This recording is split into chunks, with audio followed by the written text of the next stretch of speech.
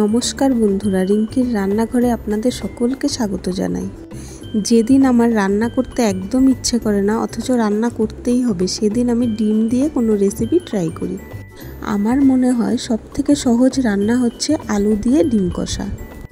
আমি আজকে ডিম আলুর এই সুস্বাদু রেসিপিটি আপনাদের সঙ্গে শেয়ার করব। প্রথমেই আমি ডিম আর আলু সেদ্ধ করে খোসা ছাড়িয়ে নিয়েছি।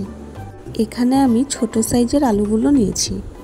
এদিকে আমি একটি কড়াই খুব ভালোভাবে গরম করে তার মধ্যে সর্ষের তেল দিয়ে ডিমগুলোকে ভেজে তুলে নেব।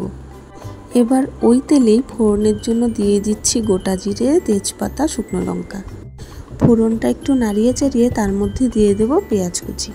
এই সময় গ্যাসের ফ্লেম কমিয়ে দিতে হবে যাতে পেঁয়াজগুলো পুড়ে না যায়।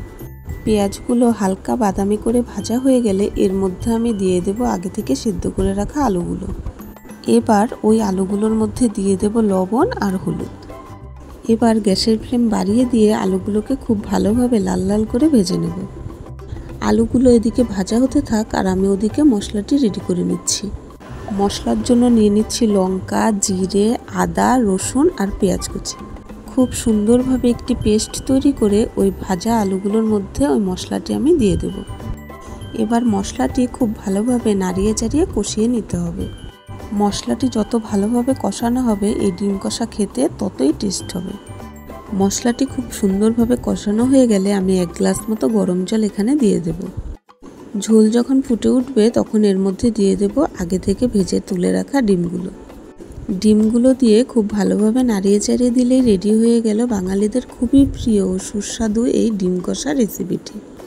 ওপর থেকে একটু গরম মশলা ছড়িয়ে দিয়ে গরম ভাত, রুটি বা পরোটার সাথে পরিবেশন করে দেখুন ডিম কষার এই রেসিপিটি। খুবই সুস্বাদু এই ডিম কষার রেসিপিটি একবার রান্না করে খেয়ে দেখুন, একবার খেলে বারবার খেতে মন চাইবে। আজকের মতো এখানেই শেষ করছি। চলে আসবো নতুন কোনো ভিডিও নিয়ে। ভিডিওটি ভালো লেগে থাকলে একটি লাইক করে দেবেন। ধন্যবাদ।